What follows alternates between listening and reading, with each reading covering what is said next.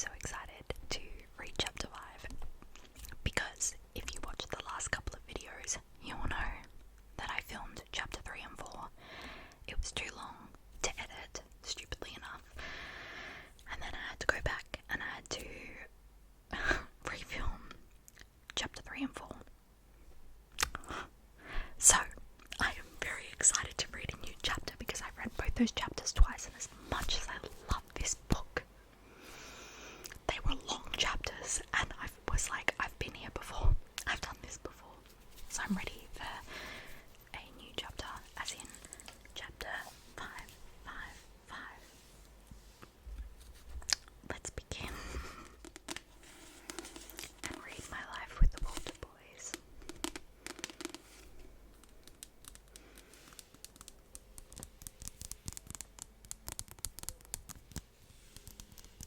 I do apologize because it is really windy tonight for some reason.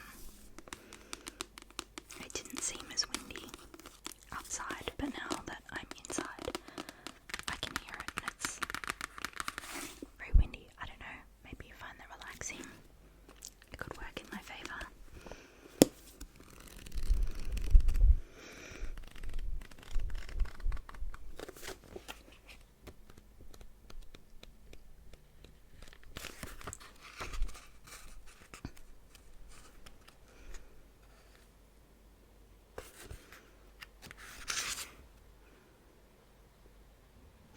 I actually lied.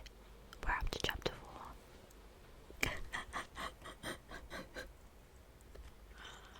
This whole time I'm like, chapter 5. I'm 100% about this. I lied. It's chapter 4.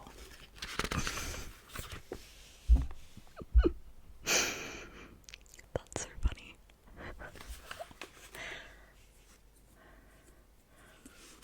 I literally have a bookmark in it. I think that makes it even better. Still haven't read this one yet. It was 2 and 3. 1, 2 and 3, and now we're 4. Chapter 4. Oh, I better put my glasses on actually because I can't read without them. I'm gonna do the grandma way so I don't get the reflection of light in them. Let's begin. Chapter 4. The rest of the day passed in a whirlwind of new glasses and unfamiliar faces. It was actually a relief to see the Walters' rickety house when the truck pulled into the driveway after school. "We're home, Aunt Kathy," Lee shouted as soon as he walked through the door. "What's for dinner?" Danny, Lee and I had to step over a pile of boxes in the front hall. We were the only ones who actually left school at 3 o'clock. Alex had baseball practice, Cole caught a bus to his job at a local auto repair shop, Nathan stayed in the music room, and Isaac never showed, which apparently was normal because we left only after a 5-minute wait. I planned to join a few after-school clubs, but I decided it could wait until next week when hopefully I didn't feel so weary. "Hello to you too," I heard Catherine call from the kitchen. The smell of something amazing was drifting down the hall. We found her standing at the counter cutting open a huge pile of buns. "Hell yeah," Lee said when he lifted the top of the slow cooker. "I love me some sloppy Joe." Oh, what's sloppy Joe? Whatever it was, it sounded disgusting. Catherine, Lee and Danny all stared at me like I was speaking an alien language. "You've never had sloppy Joe before? What kind of crazy planet are you from?" Lee asked. "Lee, be nice," Catherine scolded, pointing at the serrated knife she was using to cut buns in Lee's direction. "A sloppy Joe is a ground beef sandwich," she explained to me. "We're having them for dinner, and you can try one then. The rest of your things arrived today, so in the meantime, why don't you work on moving into your room? I cleared out all of the art supplies, and Danny can help you bring the boxes up and unpack." "Why can't Lee help?" Danny asked. "Because he's going to help Parker with her math homework." "I am. Would you rather carry boxes up to Jackie's room?" "Right, 2 + 2. I'm all over that shit," Lee said and left the kitchen before Catherine could change her mind. "Alright, you two," Catherine said, picking up another bun. "Why don't you get started? I want those boxes out of the front hall by the time everyone else gets home." 20 minutes of tense silence passed as we moved my things to my room. While we worked, we hurried by each other on the stairs, trying to avoid bumping into one another or making awkward eye collapsed on my bed, feeling sore and sweaty as Danny sent the last box on the floor. Thanks so much for your help. This would have taken forever without you. Danny nodded his head and quickly turned to leave without a word, but my room was now a maze of cardboard towers. His foot connected with one of the piles, and the box teetering on the top crashed to the floor. My Shakespeare collection spilled out, and Danny dropped down to pick it up. Sorry, he mumbled and scooped the books back into the box. Don't worry about it, I said, jumping off my bed. I can take care of it. I spotted a Midsummer Night's Dream, wanted to grab it for Alex. By knocking over the books, Danny actually did me a favour because I wouldn't have to search all of the boxes to find them. I plucked the play off the floor, and Danny stopped to examine what was in his hands. Romeo and Juliet, he asked, reading out the title. The rise in his voice revealed his surprise. You like drama? Of course, I'm a New Yorker.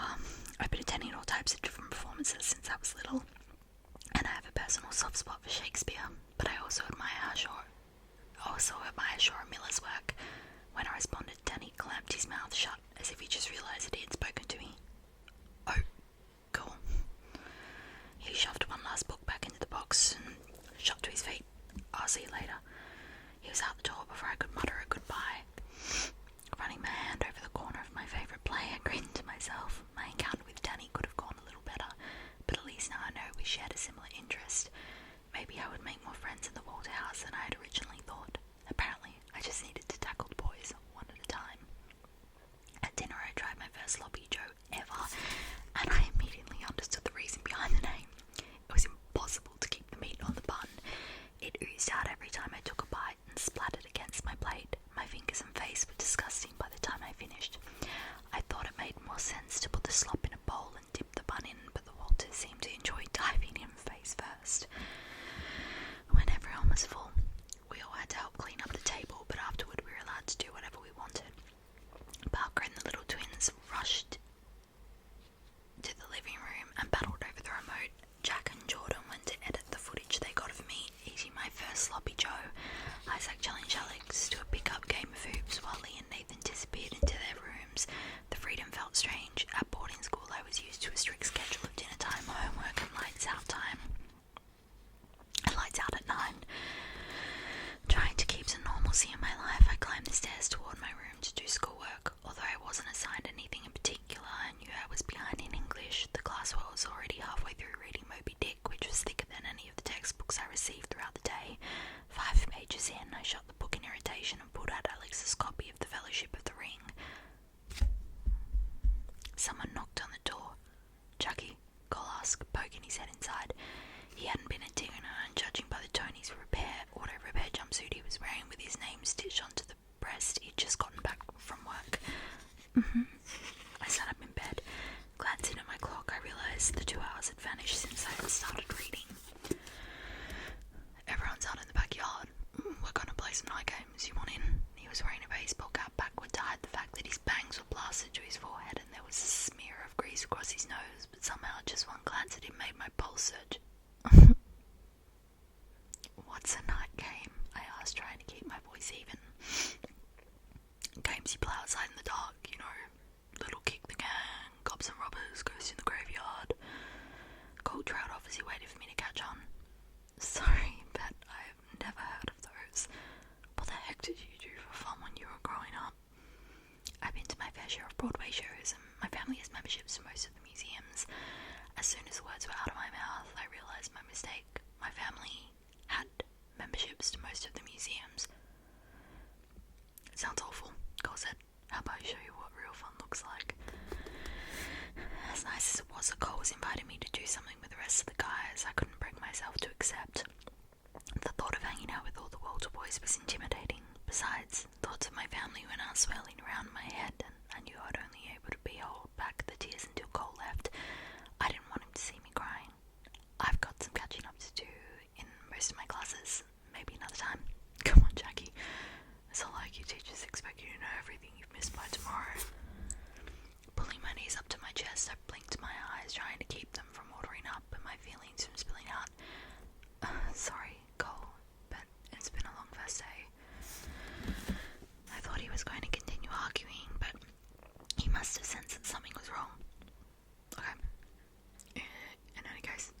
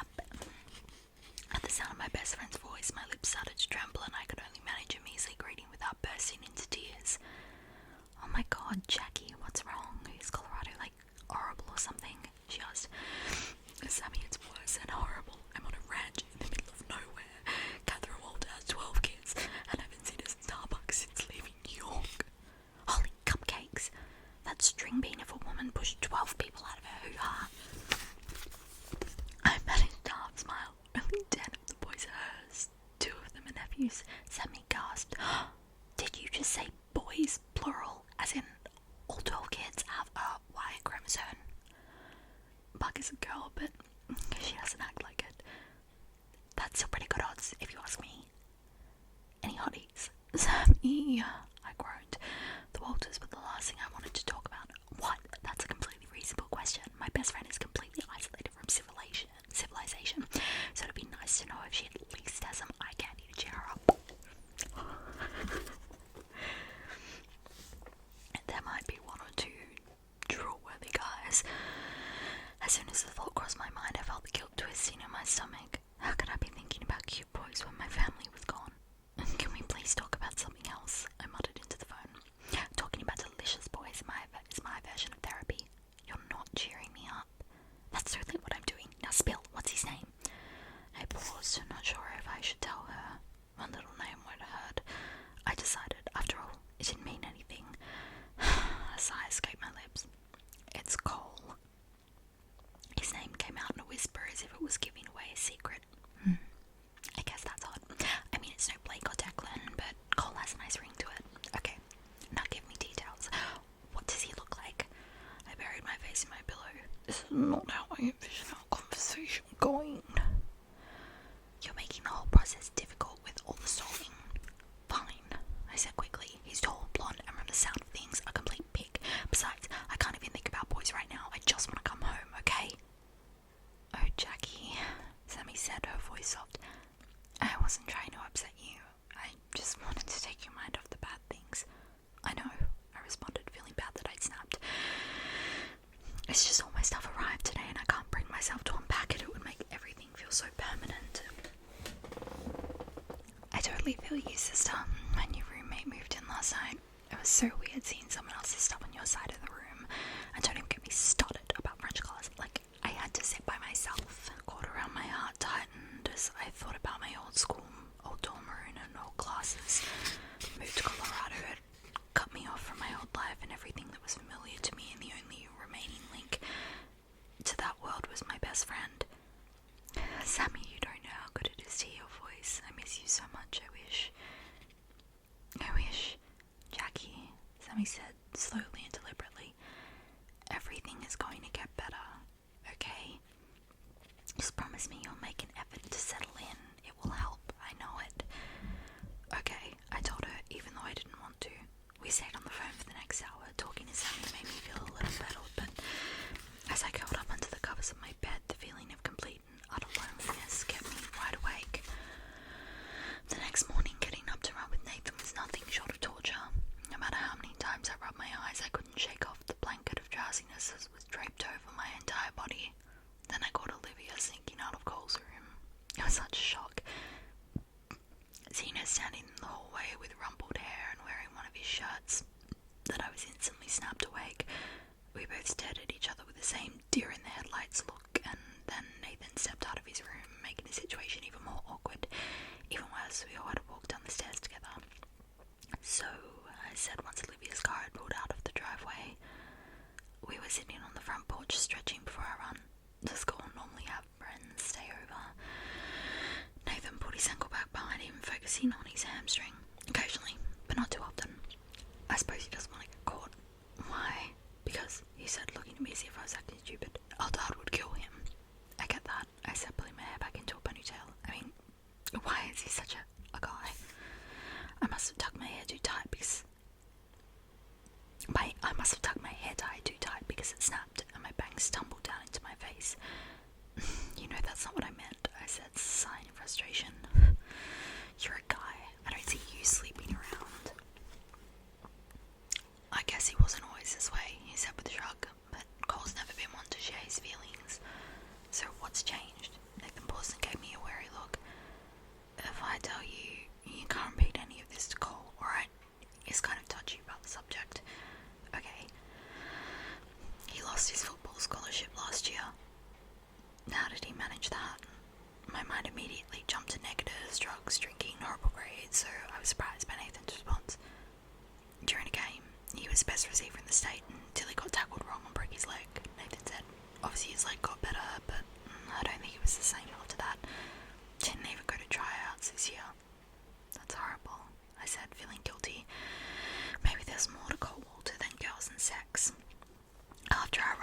the shower, cranking the handle to cold in an attempt to cool off. The water did its job, and when I was done washing my hair, I hopped out with new life. Standing on the shower mat dripping red, I looked around. The hook where my towel was supposed to be was empty. What the heck? I'd hung it up only moments before stepping into the shower. A sudden thought crossed my mind, and I glanced at the counter. My heart hammered against my chest as dread surged through me. The pile of neatly folded clothes was missing. Someone must have snuck into the bathroom where I was showering and stolen my towel and clothes. I flung open the bathroom cabinets in hopes I would find something, anything I could use to cover myself up, but I knew that my search would be useless. The shelves were filled with toilet paper, soap, and washcloths, but nothing that could help me. No, I muttered to myself, this can't be happening. How in the world would I get to my room without one of the boys seeing me? Everything okay in there, Jackie? Isaac asked, knocking on the bathroom door. Not exactly, I said, my cheeks flaming. There are no towels in here. Why didn't you bring one in with you? He asked, trying to contain a snicker. I did. Someone took it. Do you mind running upstairs and grabbing me one? I don't think so. Why the heck not? Because I bet all $5 you'd rather miss school than streak through the hallways. I don't want to lose Lincoln now, do I? What a complete pervert. Although I wanted to avoid stepping on the boy's toes so I could fit in more easily, there was no way I was going to let Isaac get away with this. Catherine! I screamed at the top of my lungs. With any luck, she would hear me from the kitchen. Isaac stole my towel. Oh, sorry, Jackie, but my aunt took Zach and Benny to a dentist appointment, so she won't be able to help you. Besides, I never said I took your towel. I just said I won't be providing you with another one. Please, Isaac, I begged, my voice jumping up in desperation. I don't want to miss school. Hey, I'm not stopping you. We're leaving at 10, so you better hurry up. Isaac, I shouted, pounding on the door. This isn't funny. When there was no response, I knew he'd left me stranded in the bathroom. I slammed my fist into the door one last time before letting my forehead rest against the smooth wood in frustration. School was important. In fact, it was my life. But there was no way I would even ever run through the Walters house completely nude. I was going to have to wait for Catherine to come home from the dentist, and by then the boys would already be at school. Goosebumps swept up my arms as I stood in a puddle, shivering. It looked like I was going to be stuck in the bathroom for a while, so I decided to step back into a hot shower to keep warm. I started to pull back the shower curtain when an idea came to me. The curtain had two parts, an inner layer of clear plastic to keep the water from getting on the floor, and the second, a dark blue piece of fabric for privacy. Unfortunately, the little silver rings were holding the fabric up. If only I could separate the fabric from the rest of the curtain. Maybe if I tugged hard enough. Gripping the material in my hands, I yanked with all of my strength, but instead of ripping down what I wanted, I felt the entire pole above the shower topple onto my head. Dang it! I cursed as it clattered against the floor. Even though my head was throbbing, I quickly scooped the pole up and slid the curtain off. Then I tore the plastic section away from the rings and used the remaining blue fabric to form a makeshift towel. Since it was in the little kid's bathroom, a hideous pattern of monkeys and bananas covered the curtain, but it would have to do. Hopefully Catherine won't be mad at me, I thought, looking down at the mess I'd made. I could always replace whatever I'd ruined. Instead of peeking into the hole to make sure the coast was clear, I threw open the door and rushed toward the stairs. Isaac, the pigeon has flown the coop. Repeat, the pigeon has flown the coop. Glancing over my shoulder, I saw Jack with a walkie-talkie. Next to him, Jordan was with the video camera in his hands, green light blinking. She was supposed to be naked, Jack said, as if I caused him some type of inconvenience. Not bothering to stop or even yell at the twins, I started taking the stairs two at a time, wanting to get to my room before someone else spotted me wearing the shower curtain. Isaac appeared at the top of the landing, the second walkie-talkie in hand with a wicked grin on his face. I didn't think she'd actually... He stopped when he saw me. Oh, aren't you clever? I didn't even think about the shower curtain. Move! I said and shoved past him. Jackie, wait! Jordan called, chasing me with the camera. Can you answer a few questions for our film? For starters, do girls ever play with their boobs? The twins followed me down the hall to my room, bombarding me with ridiculous questions until I slipped inside and locked the door.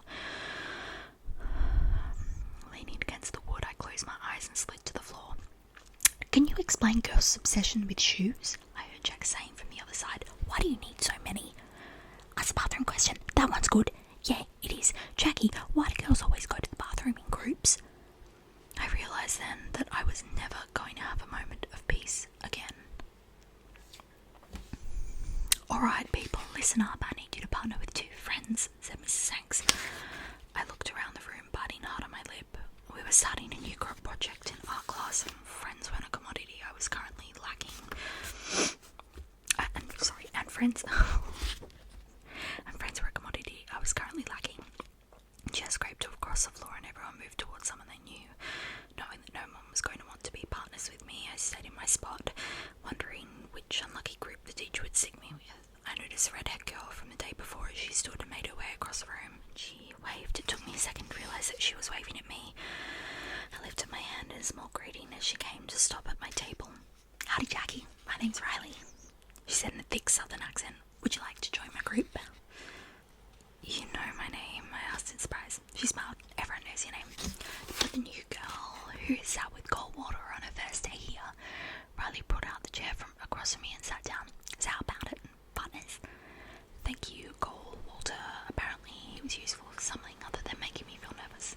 Yes, please. I was thinking I might have to work alone. Oh, don't be silly. Oh, Heather and I never would have left you by your lonesome, Riley said, mentioning a girl I'd yet to see. She'll be joining us soon, probably late because she's flooding in the halls. On cue, a girl with long sandy hair twisted up in a bun hurried into the room and headed straight for Riley. You'll never believe what I just found out, she exclaimed, pulling out the chair next to everyone. You know that new girl, Jackie, who was sitting with Cole the other day? Apparently her dad was some kind of New York businessman with billions, and her mother was a famous fashion designer. Her whole family just died in a car accident. Hello! Riley hissed, trying to cut her off. And there was a whole article about it on that one gossip website I like, you know, the one that posted new pictures of that hot British actor I was telling you about. Anyway, can you imagine being that rich? Heather! Riley said again, this time with more force. She pointed in my direction. Heather followed Riley's finger with her eyes. Holy heck! She said when she noticed me. What she means is, sorry, Riley said, giving her friend a look. When Heather said nothing, Riley elbowed her in the side. Oh, right. I'm super sorry. That was so tactless of me. I didn't realise you were sitting here. Heather didn't look the least bit sorry. Her lips twitched as she tried to contain a smile that was threatening to break across her face. Instead of embarrassed, she looked thrilled to see me. It's fine, I responded, my shoulders stiffening. A minute of uncomfortable silence paused as Heather danced on the edge of her seat. The girl looked like she was about to explode. And finally she couldn't contain her questions any longer. So how do you know Cole? Are you related or something? The words burst from her mouth, the last part sounding hopeful. No, we just met a few days ago. And he just invited you to sit with him. Heather's forehead crinkled in disbelief. Yes. I'm so jealous. Why would you be jealous? Because, Heather said, rolling her eyes, Cole doesn't just let any girl sit with him at lunch, only girls he's interested in. Cole was the furthest thing from being interested in me. In the parking lot this morning, he'd snatched Olivia by the waist and swirled her around before dipping down into a kiss. Nothing says, I want you, like being romantic with another girl, right? But then Nathan's words came back to me in a rush about how Cole liked to bounce from girl to girl. I laughed nervously. You're wrong, he's just being nice. Oh my lord, you are so toast, Riley said, sounding sympathetic. As she shook her head, Cole Walter doesn't do nice unless he's getting something out of it. That boy's gonna eat you alive and you won't see it coming. I wouldn't mind if he ate me alive, Heather said, her eyebrows waggling. Would you keep your dirty thoughts to yourself? Riley wrinkled her nose in disgust. She turned back to me. Jackie, you should sit with us at lunch today. We'll fill you in on everything you need to know about that boy. I nodded eagerly. Riley was sweet, and I could use as much education as possible about Cole Walter if I was going to figure him out. On top of that, it was a perfect excuse to avoid Erin and her hateful glares. That sounds great. Heather squealed and clapped her hands. As brazen as she was, I decided I liked her. She reminded me a bit of Sammy, and somehow that made me relax, even though I wasn't completely comfortable. Perfect, Bradley said, leaning forward on the table. I can't wait. Just like the day before, Cole walked me to the cafeteria after math class. The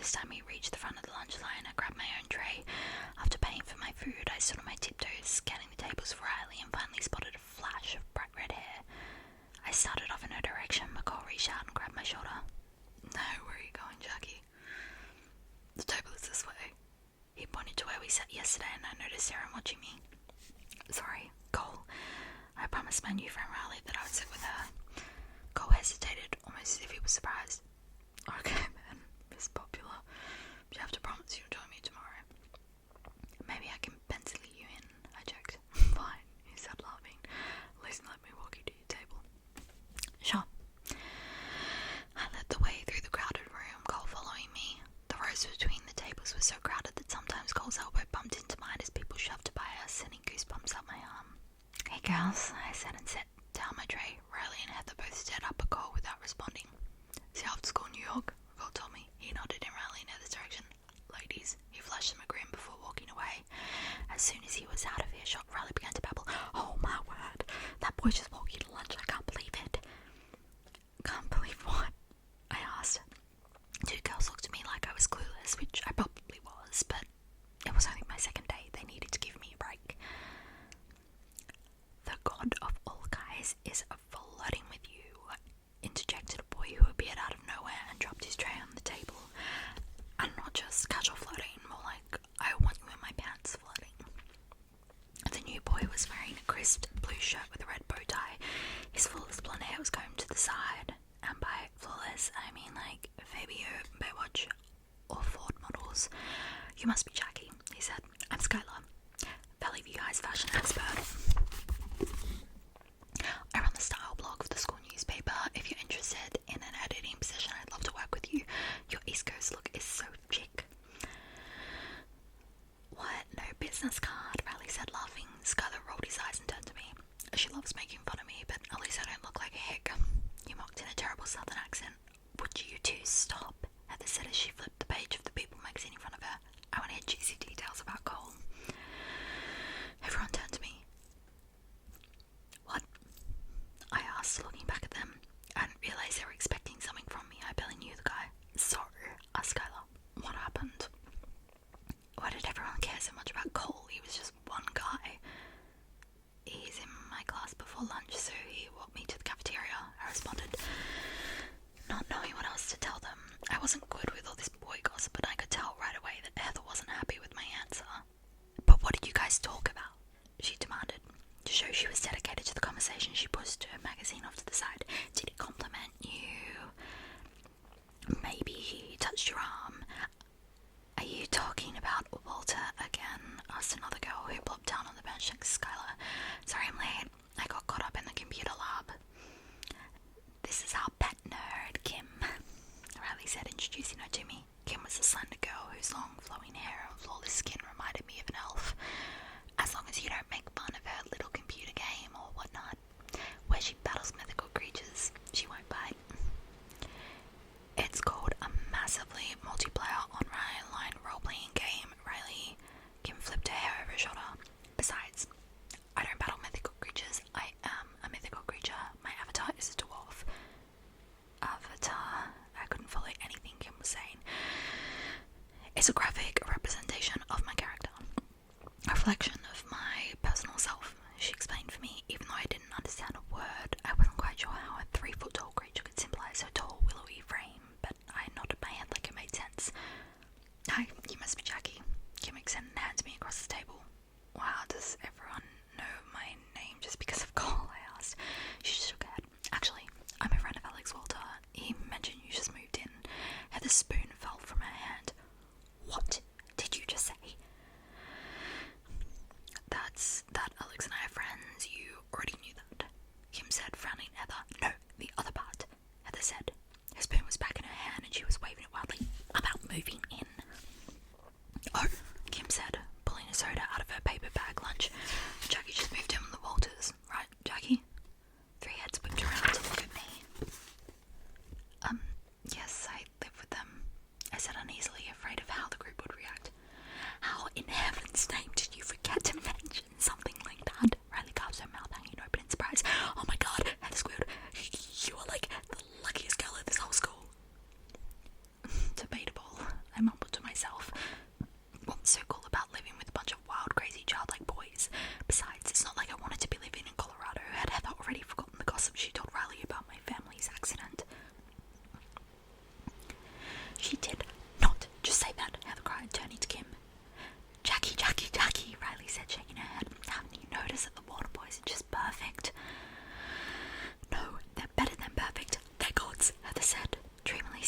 the space. That did not just come out of your mouth, Kim scoffed. Oh, that's so creepy. It's not, it's the truth. Jackie has crash landed in boy heaven. I mean, think about it. It doesn't matter what type of boy she's into because there's one of everything. First there's Danny, who has a whole mysterious brooding that's going on. Isaac, the classic sexy bad boy. Next is Alex, your typical geeky shy guy. Heather was ticking off the boys on her fingers. Nathan is a laid-back musician. Lee's an edgy skater. And then there's Cole, the golden boy. Everyone sighed and nodded in agreement when she said his name. I don't get it, I said, looking across the cafeteria to the table where Cole was eating his lunch. Aaron was sitting in his lap and playing with his hair. There are plenty of guys who are good looking. What makes him so special? If he isn't so special, then why can't you take your eyes off him? Skylar asked, his eyebrow arching up in question. I can too, I said, quickly looking away. Besides, I'm not looking for a boyfriend. I need to concentrate on my schoolwork. The entire table started to laugh at me, and when they finally started to calm down, Skylar said, sure, whatever. Look, I'm just trying to understand it, I said, frustrated. If I could figure out what made Cole so special, then maybe I could eliminate the twisting in my stomach every time I saw him. I mean, look at her. What makes her do that? I said and shook my head at Erin. She was diligently hand-feeding Cole grapes. There's just something about him, Heather said with a shrug, as if that explained everything. Some extra aspect that no sane girl can ignore. What is it? You can't define it, Jackie. She leaned across the table toward me, hair spilling out in front of her as if she was revealing a trade secret. It's what I like to call the Cole effect. But if everyone likes him, there has to be some common variable, I said, trying to think logically. That's my point. That isn't. The fact that you can't put your finger on it, whatever it is what makes him so swoon-worthy. That's ridiculous. And yet you feel it, don't you? Heather said with an annoying smile. Don't feel embarrassed, Jackie, Riley said. And when I glanced at her a little too sharply, she added, we've all been swept away by a gold Walter crush. I don't like him, I said firmly as everyone rolled their eyes. I'll admit he's attractive, but that's it, I hardly know him. Deny it all you want, girl, Riley said, putting a hand on my shoulder. But I know a lovesick puppy when I see one. I wanted to argue again, to let Riley know that she was wrong. I knew I wasn't lovesick, and yet I kept my mouth closed. The nausea burning inside my stomach held me back. Heather and Riley made it sound as if no girl had the ability to resist Cole, which made my lack of experience with boys that much more disconcerting. How would I stand a chance? I couldn't fall for him, not after what Nathan told me, and especially not after what had happened to my family. It wouldn't be right, it was too soon. I needed to do well in school so I could follow in my dad's footsteps. I couldn't do that with a boy like Cole Walter distracting me. And that was chapter 4. Thank you for reading with me. The shower scene where she uses the shower curtain and the boys do her clothes, for some reason that was always a scene that stuck with me when I read that book. I don't know if they did it in a TV show, obviously, like I didn't watch any more than the first episode because I couldn't. But that was my favourite scene from the book. And I know that they're American in the book because it's based in America and they're supposed to have American accents, which I can do, but I just chose not to, and I've been doing it in my accent the entire time, and then I was like, oh, maybe I should have done the accents, but I know, maybe I'll do 1 or 2 or 3 chapters with an accent and I'll just surprise y'all. But yeah, we'll see how we go. I don't know, comment if you want an accented chapter, because I could do that. I feel like that would be fun. It'd be a bit different. But thank you so much for reading with me. And chapter 5 will be up next. Not this one, that was 4, but next will be 5, because last time it was 3. It was so lovely reading with you guys, and I will see you very soon. Thanks for joining me with this video. Make sure you give it a thumbs up if you liked it, and if you're new here and you resonate with my videos. Feel free to subscribe.